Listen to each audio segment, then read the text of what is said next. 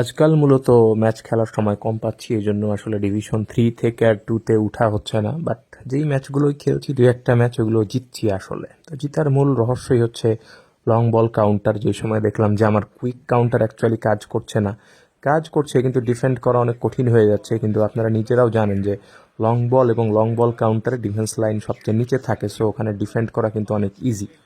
But তারপরও আমি এই ম্যাচে আসলে একটা কঠিন প্রতিপক্ষের মোকাবেলা করেছিলাম, যার অ্যাটাক আসলে খুব দারুণ আকারের ভালো ছিল। কারণ কিছু প্রিমিয়াম প্লেয়ার থাকলে অ্যাটাক অনেক ভালো দেয়া যায় এবং খেলাও ভালো হয়, যার মধ্যে ফার্নান্ডো টরেস একটা অন্যতম প্লেয়ার, যে 500 কয়েনে যাকে কেনা যায়। তো এই প্লেয়ারটা কেনার ফলে আসলে অপোনেন্ট বেশ ভালো অ্যাটাক দিচ্ছিল। তো যাই হোক, আমি প্রথমেই কাউন্টার অ্যাটাক দিয়ে ম্যারাডোনা এবং উইলশেয়ার দিয়ে গোল করে দিলাম ম্যারাডোনার অ্যাসিস্টে, এবং এভাবেই আসলে আমার গোলের সূচনা হলো। আমি এখানে উইলশেয়ারকে অফেন্সিভ সেট করেছিলাম, বা যেটাকে অনেকের অ্যাটাকিং দেখায় আর কি।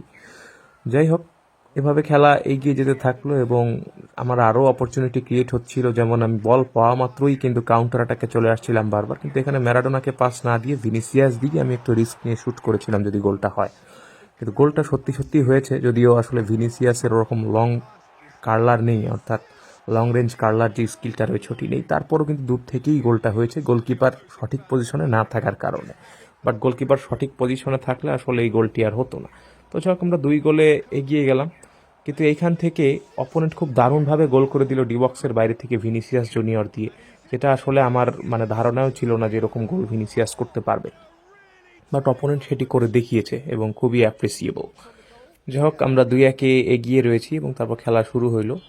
তারপর আবারও অপোনেন্ট বল পেলো, কিন্তু কোনোভাবেই আসলে আর গোল করতে পারলো না। এভাবেই আমাদের ফার্স্ট হাফ শেষ হয়ে গেল। ফার্স্ট হাফে আমার 2 গোল, অপোনেন্টের 1 গোল। অপোনেন্টের টিমের নাম হচ্ছে ফি প্যালেস্টাইন। যাই হোক, আমি ম্যারাডোনাকে একটু ট্রাই করলাম একটু এগিয়ে দিই, অর্থাৎ একদম সামনে দিয়ে দিই, সেকেন্ড স্ট্রাইকারই থাকুক, কাউন্টার টার্গেট দেওয়া আছে, বাট আরেকটু এগিয়ে দিলে যদি আরও বেশি অ্যাটাকিং হয়, এই আশায় আসলে আমি তাকে এগিয়ে দিলাম। কিন্তু আসলে ওভাবে কিছুটা হচ্ছিল না, কারণ ও তো সেকেন্ড স্ট্রাইকার। সেকেন্ড স্ট্রাইকার মানেই হচ্ছে সহকারী স্ট্রাইকার, যার গোল করার চেয়ে অ্যাসিস্ট করার ইচ্ছা বেশি থাকে। তো যাই হোক, ভিনিসিয়াস যদি এখানে নিজে নিজেই ফিনিশিং দিত তাহলে কিন্তু ম্যারাডোনা একটা অ্যাসিস্ট পেত, কিন্তু ভিনিসিয়াস এখানে নিজে ফিনিশিং দেয়নি, বিকজ তার মনে হয়েছে নিজে ফিনিশিং দিতে গেলে ব্লান্ডার হতে পারে। সো ম্যারাডোনা যেহেতু ফাঁকা পজিশনে ছিল, তাকে দিয়েই ফিনিশিং করানো হয়েছে।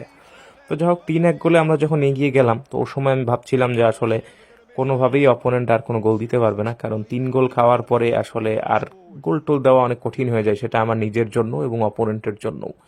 কিন্তু না, অপোনেন্টের ওই যে বললাম প্রিমিয়াম যে টরেস রয়েছে, সেটা দিয়ে সে লং রেঞ্জ থেকেই কিন্তু এরকম অসাধারণ একটা গোল দিতে পারলো।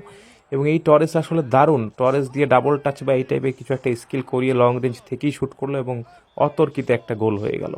ফাইনালি অপোনেন্ট ম্যাচটা জিততে পারে নাই, কিন্তু বিষয়টা হচ্ছে প্রিমিয়াম 2-1 প্লেয়ার থাকলে আসলে খেলাটা ইজি হয় এবং ম্যাচ জেতা সহজ হয়। তো আমিও আপনাদের সাজেস্ট করব, কয়েন জমিয়ে কিছু প্রিমিয়াম প্লেয়ার অথবা প্রিমিয়াম যে ম্যানেজার রয়েছে এরকম 2-1 নিয়ে নেন, তাহলে আশা করি খেলার ইমপ্রুভমেন্ট হবে।